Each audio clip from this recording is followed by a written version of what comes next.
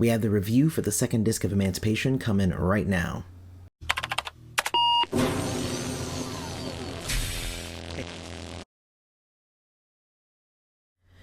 Hey everybody, welcome back to Prince's Friend. I'm your host, Prince's Friend, and Disc 2 of Emancipation is a disc of romantic love. If Disc 1 was a true representation of Prince's past, we already got to see a clear picture of how lonely he was, how desperate he was to find love. Then Disc 2 is about what it's like when you finally find it. And that actually really makes me happy with the life that I have now, and I think I need to share that. I'm going to tell all my kids how much I love them. Of course, my oldest son, Julian, he's really easy to find. He's probably outside. Hey man, what you doing? Bringing a stick. Okay. Hey, I love you. I love you too. Aww. The little one, Evan, I mean, you know him. He just runs around like crazy. I love you. I love you. I love you. I love you. I love you. I love you. But of course, my daughter is a little bit trickier to nail down. I'm gonna have to be super secret with this one.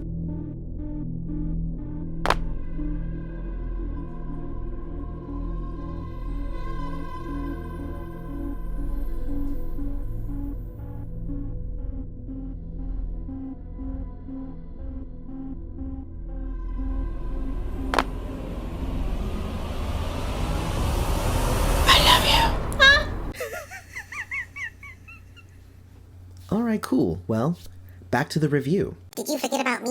Oh, no, I didn't. Why are you here again? This disc is so boring, I'm just here to bring the fun. It's not boring at all. It's an expression of love. If it's not me with a guitar shredding on top of a piano, then it's boring. Well, hold on. Let me go ahead and explain this a little bit. Now we're on to the second disc of Emancipation. As I previously said, Emancipation in its presentation is Disc 1 is his past, Disc 2 is his present, and Disc 3 is his future. Which means this disc is his present. And when Prince wrote these songs, it was obvious how in love he was. The majority of the disc were love songs that were written specifically for Mayte. Some are very lovely, others are on the sensual side. All of them are good, all of them are amazing really. And like the majority of things from Prince, there's an internal story to the disc as well, which we're also going to discuss. Well, if you've seen my movies, then you know that plots can be overrated.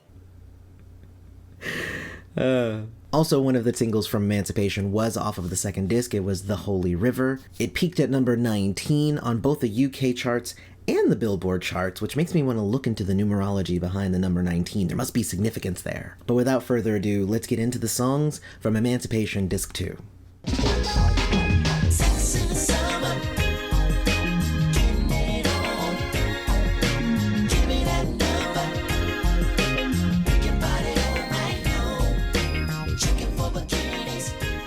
So Sex in the Summer is a fun track. It really starts Disc 2 off right. And it's almost like a chant. Let's have fun, let's have sex, it's all good. Noteworthy about this track is that the noise in the background, that wah, wah, wah, wah, wah, wah, is actually the heartbeat of Amir, who was their unborn son at the time. And I think it's a wonderful tribute to your child in this song that his heartbeat is carrying the song. I'm a fan of the beat, and I think that the fill in it is great. For the story of Prince's present, this is Prince meeting Mayte and connecting almost instantly, hopefully to lead to something greater down the line. I remember that one summer in Minnesota, Apollonia and I were wearing our best leather bodysuits because it was so warm. And then she jumped in that chilly fake Lake Minnetonka. What a great summer. Would you hush? This isn't Purple Rain. Prince came a long way from those days. Oh, I see. This is what you wanted. One kiss at a time. I got to be up on it.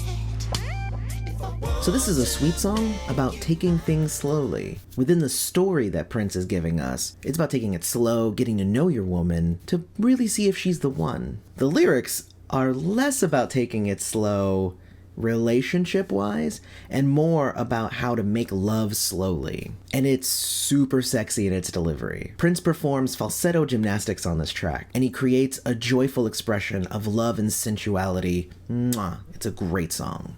Someplace where your face is all that I see, with the love we make in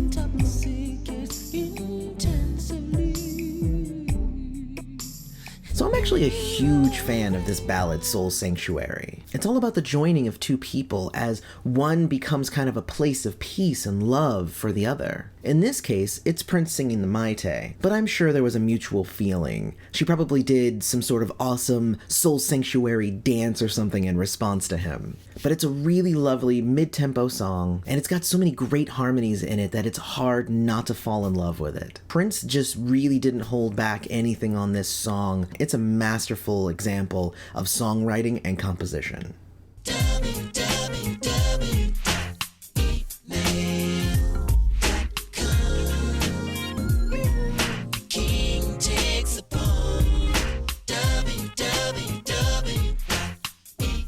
So Emale is a weird song for me.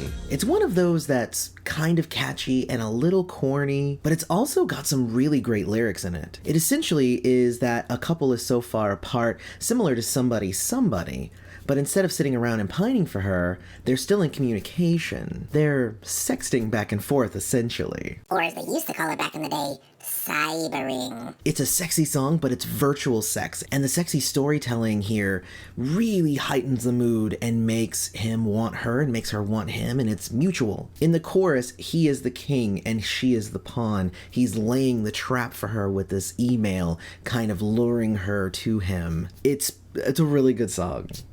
In a room full of harlots and fantasy, destiny beckons there. Curious child on the balcony. So Curious Child is really pretty, yet it's kind of short. It's about the innocence of love and evokes kind of a feeling of discovering something that you've never felt before. This is kind of the blossoming of real love here. Almost like you're a curious child squealing with excitement. It's a joyful song, yet also has kind of an air of sadness to it. Almost like this exploration of each other was something that took away their innocence. It's a complicated song, but it's really, really good. When I'm alone in my room, I can't stop dreaming about you, dreaming about you. When I'm alone in my room. So Dreamin About You is a beautifully sexy song. Prince recites a sensual poem, almost as if it's something that he's whispering to himself in place of his lover's presence. My favorite line in the song is, "Your tongue is a great persuader. Yeah, you got me sold." And the rest of the song is pretty much just like that. The horns on this track are actually really good, they help set the mood, and the guitar is really on point. At the end, it kind of spirals into this weird kind of chaos though, which is kind of like Prince realizing that he really is so alone, no matter how great his imagination is. This album is such a downer. I'm gonna go take a nap. Hold on. The next track is gonna pick you up. It's Joint to Joint. And if we're ever naked in the same machine, I'm gonna lick it, baby, joint to joint.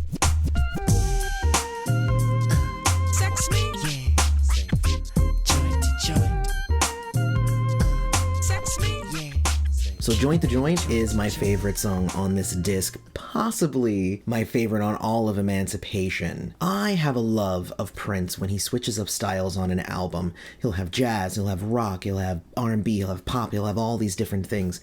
But I love it even more when he does it within the same song. Joint to Joint takes you on a ride through his mind, ever tempted by one lover over here, another lover over there, but all he can think about is Mayte. None of these people here are right for him. The song starts off as your typical kind of sexy Prince song, then dives into a really deep groove and invites rapper 99 in for a cool rap. Saviour Glover lays some awesome tap over the track. I mean, what? Then it launches into a breakdown that brings us to the end. The arrangement of Joint to Joint is amazing because even though it's hitting all these different styles and speeds and moods, it all feels like it's one track. And it's amazing. Then it ends with Prince finally calling his love and saying, "It's time for us to get together. I want to be together forever. No more of this craziness." This is also the song where we find out that his favorite cereal is Captain Crunch, just saying.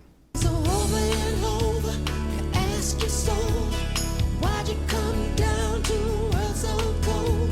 And a voice inside says tonight, the truth will be told. So Holy River is a wonderful song. It's got Prince's signature shift from his head voice to his falsetto. It has crisp piano and one of Prince's best guitar solos ever. Seriously, go check the list. Whoa, that is some good guitar. Right? The sentiment of the song is really awesome too. Prince has finally found his happiness in both his faith and his love, and he's finally ready to choose Mayte to be his wife. He wants to move into the future as a family, and that is such a great message. So something else to note about the Holy River is that Prince was really enjoying his newfound freedom here. In a lot of his music over the years, he's been hiding his spirituality. He's been using metaphor and symbolism, and while he has talked about God, he has never said Jesus. And in this song, it's the first time that he calls Jesus out in one of his own songs. He wrote some for Mavis Staples, don't get me wrong. And I think that was really awesome. Anyway, just thought that was noteworthy. Moving on. And I can't wait no more. No. Let's have a baby. So now the destined couple is finally together, and as we all know, 1 + 1 + 1 = 3. That comes later. So Prince wants to have a baby, and I love this song so much. It's a love song mixed with aspiration, and I think that he really voices a lot of what an expectant father feels in this. Myself, having had 3 kids, I know exactly where this song is coming from. He says that he hears her beautiful voice and wonders what it'll sound like coming out of their kid. He looks into her eyes and he wants to know what it'll look like on their newborn. It's what couples do all the time. I wonder if he's gonna have my nose. I wonder if he's gonna have your ears. What about our toes? But it's really nice to have this sentiment and this idea kind of in a song. I've never heard this in a song before. Musically, it's also simple. It's Prince and a piano and a little bit of a bass line behind him. But really, it adds to the very intimate sound and the feeling of the song. I just love it so much. It's such a good song. I can see we like 2 petals from the same flower, baby. We're like 2 branches from the same tree. So to me, Saviour is Prince's ultimate love song. I know it's not an album ender for this disc, but for me, it's one of the most powerful tracks on Emancipation. Musically, lyrically, tonally, emotionally, it's got everything. It's got one of Prince's best screams, amazing harmonies, howling guitars, horns that bring it to another level, a beautiful bass line. It is a declaration of undying love because your partner is not only your companion, but the person who has saved you from yourself and from the temptations of going down a dark path. Hands down, one of the very best tracks that Prince ever made.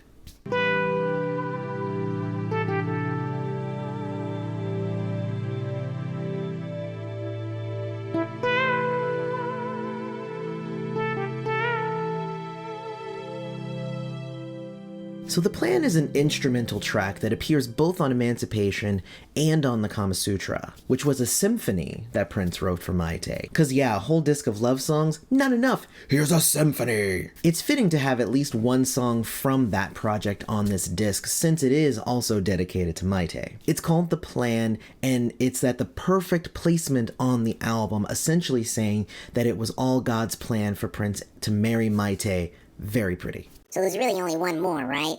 Let's get to it. Friend, lover, sister, mother, wife.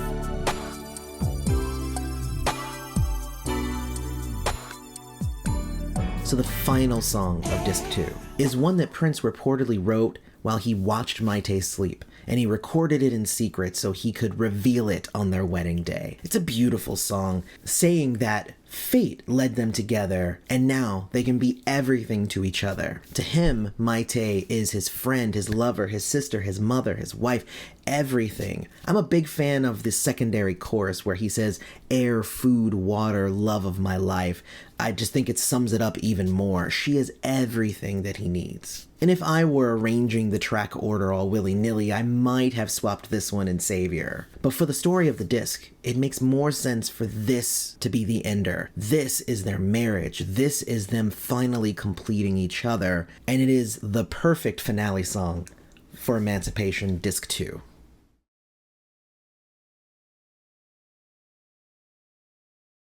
So my final thoughts on Emancipation Disc 2. It's probably the most focused and thematically on point disc of Emancipation. It's a journey of love and it's dedicated to Mayte. All of that's pretty obvious. Even though it's filled with ballads and love songs, it doesn't drag. It's laid back, but it's not lazy. It's slower, but it's not sleepy. It's simply gorgeous and has a few of my very favorite Prince songs of all time on it.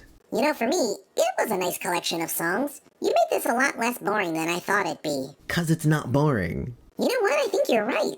I actually had a fun time with this. Me too. Let me do this closing and then we'll go get some ice cream. So obviously I want to know your thoughts about this disc down in the comments. Put them all down there. I want to know if you liked it, if you don't like it, what's your favorite track, all that stuff. Also, if you haven't already, follow us on Instagram and Twitter. Both of them are at PrincessFriendYT. If you want to support the channel directly, you can go to patreon.com/princessfriend and you can give as little as $2 a month and it keeps the channel going strong. And as always, may you live to see the dawn. All right, you ready for that ice cream? Yeah, of course I am. I'm so glad that we're getting along now. I like that we can kind of appreciate our differences. You and me are so alike in so many ways. Except that you're a human and I'm a toy. I can change that. Oh no, not you again. Yes, it's me. And with the flick of my magic microphone, I will recite my spell on you. Ooh, nya, nya. Ooh, yeah. And now, you're no longer flesh and bone. Ah! What the hell?